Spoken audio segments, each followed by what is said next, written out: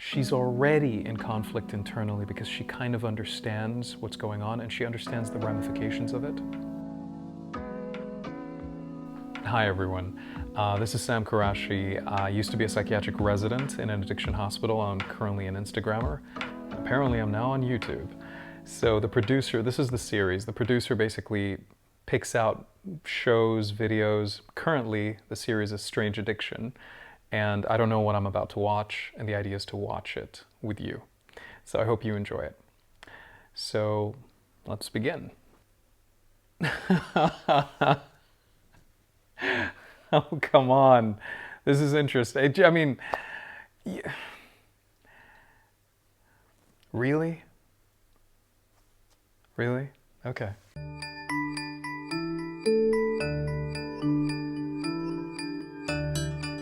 She always has the doll with her. It's just ridiculous. It would be nice to spend time with just April and have her leave the doll at home. Put your hand in my mouth, come on. I don't know if I want to. Put your hand in my mouth. Put your hand in my mouth. Do it. Maybe things would be easier if you didn't have to always carry around like a heavy puppet. You know what, Brenda? Like, No. Seriously, bye. No, I'm just trying to be a good sister. Like I want to make your life easy. No, apologize to May. I'm sorry, May. I know that in order to stay close to her, I can't tell her me or the puppets. No, I worry as a mom. I worry about her not having health insurance, and I worry about her having enough money and not taking care of herself. Well, May, you can go to hell. Sorry, wouldn't let us sit in your audience. Oh. Do you like the flow of those, Mom? Pretty good, pretty good. I want for my daughter what every mother wants. I want her to have 2.5 kids and a good husband.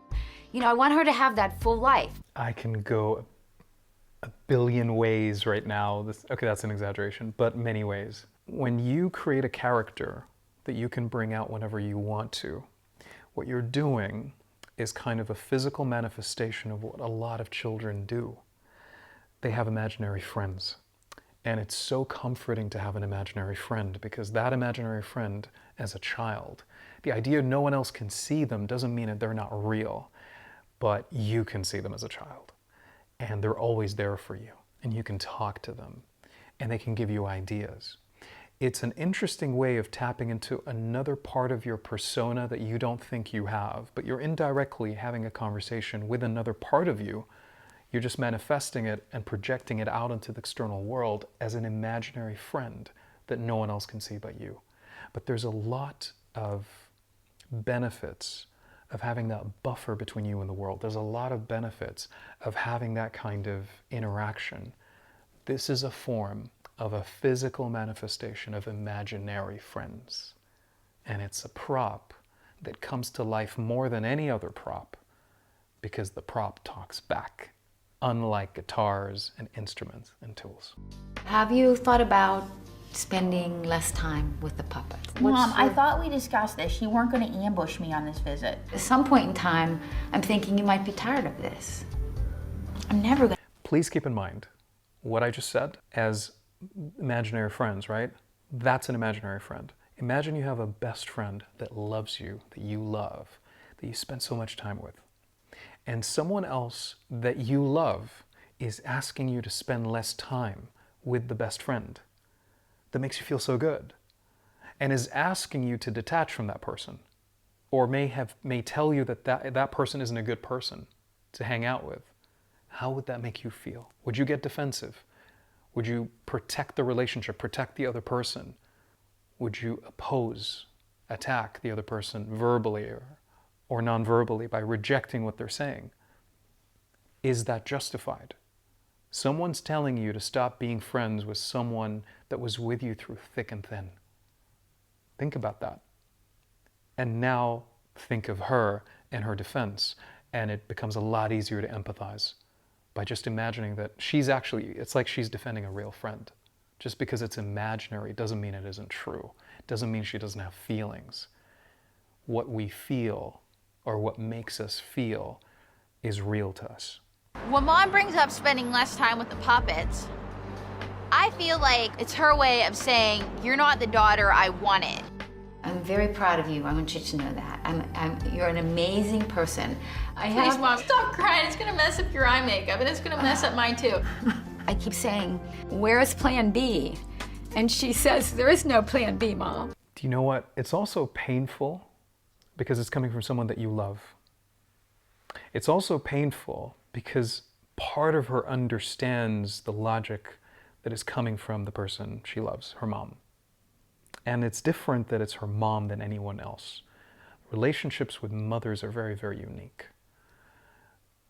And she kind of understands the different hurdles that this may cause her in her life. But what she's also doing is she's trying to protect the friend, because the friend serves a purpose. And another reason why she's getting defensive is because she fears losing her mom. And she's already in conflict internally because she kind of understands what's going on and she understands the ramifications of it and the disadvantage of having that and the different complications and consequences that may emerge and that may have emerged to a degree. And so she's seeing evidence to support that her mom's right. So when her mom pokes the wound that's already open, it's easy for her to get that defensive. April's going to see a therapist today, and I'm kind of curious to see what they have to say, seeing that April takes me everywhere she goes. I mean, granted, April is a little crazy. I know that because I live with her. So how much time would you say you spent with them? Spend a lot of time with them. I take them out in public with me. We sit in Times Square. People take photos with us. I'm also curious as to how many, because the reason why I'm interested is because imagine having 400 friends versus one. There's more investment in one. When you have too many, it becomes hard for you to kind of juggle the friends. And you kind of, now she may actually, I don't know, but that's an interesting problem to have, which is juggling and that's something I would love to ask her in a session, juggling the different friends and how each of these puppets feel about one of them being the one that she always goes to the most, or the one that she spends most of her time with. That would be very interesting. I actually make my living singing telegrams, but I might get fired if I bring them to those jobs. That's 8. So you seem very attached to them. Yeah. This is May Wilson. How you doing? Hi, May. I'm here today because April is crazy. I'm with her because I feel bad for her. In therapy, again, the last thing you'd want to do as a therapist to basically try to attack the belief rather than embracing it and accepting it as is, because it's true. It is true. This is her truth. And if you attack that, automatically you are attacking the relationship that you have with her, that you're trying to build in that moment with the patient. And automatically the patient's going to shut down and the therapist won't be able to connect anymore. And it defeats the purpose. The purpose of the therapist is to understand what's going on and to provide solutions to the consequences of the behavior, and maybe even get the patient to reach a point where the patient wants to stop the behavior, and shows ways on how to do that. It's not the therapist's job to judge. And the moment she starts attacking her belief, that's a judgment. She becomes a threat. Trust vanishes, is shattered.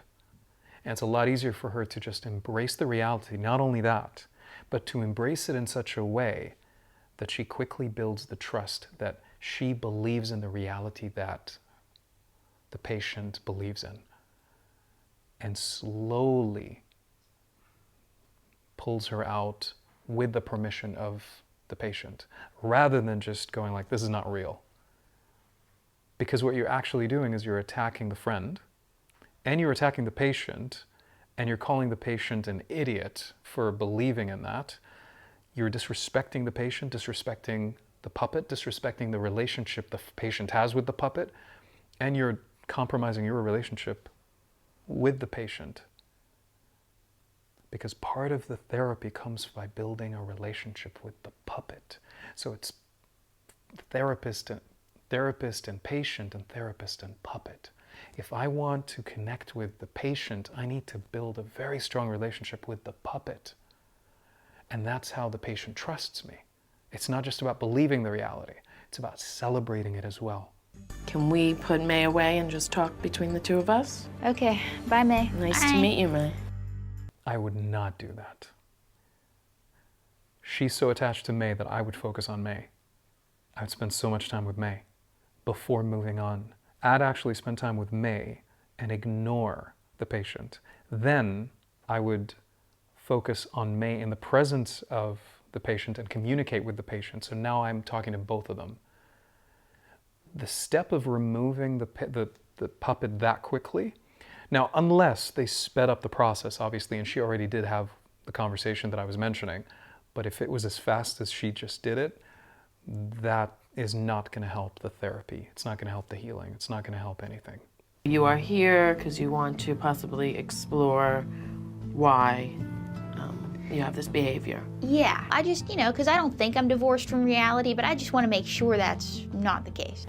And do you find this to be a problem in your life? No, I don't. I don't think it's a problem, but people think, I spend too much time with them, I'm not dating enough, I'm not going out enough. And my mom says to me the other day, like, I want you to spend less time with the puppets, and I want you to find a husband. I think a more indirect approach is always better, because indirect is non-threatening.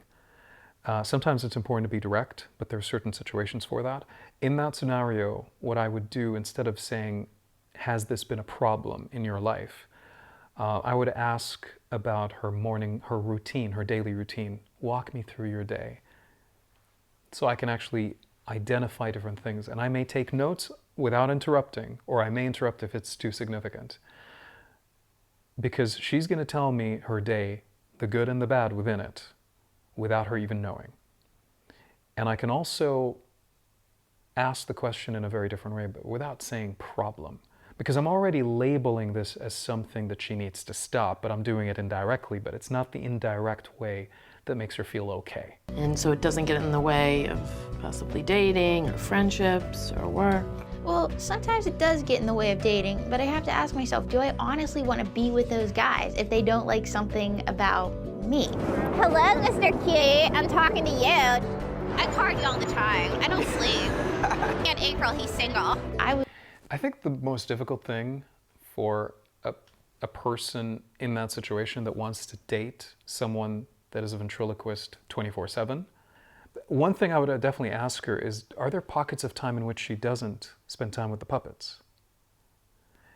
And the idea would be to kind of understand the way she thinks and the way she behaves in those moments, and to try to maximize that so that we can actually expand these pockets of time.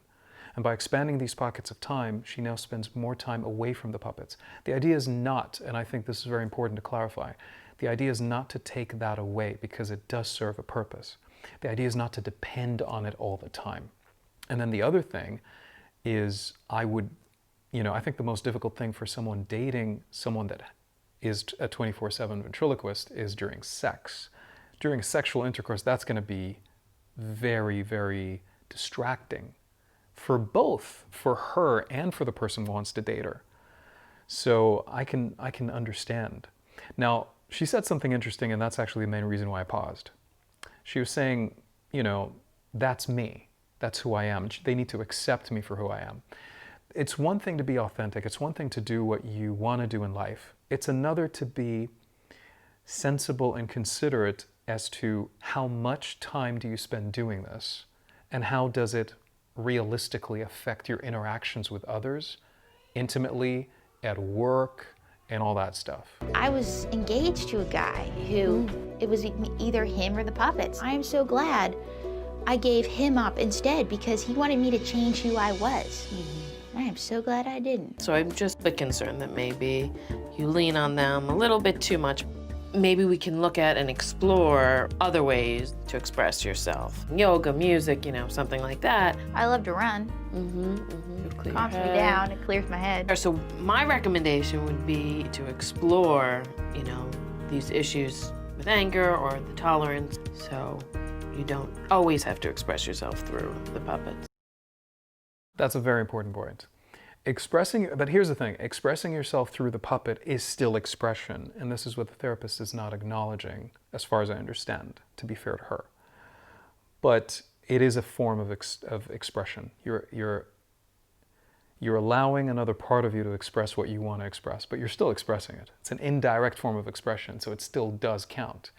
But it's very healthy for you to express yourself, the persona you're choosing to have as a default. The character that is your default, maybe a good segue for people that are afraid of expressing, is to create another character in which they can express themselves emotionally.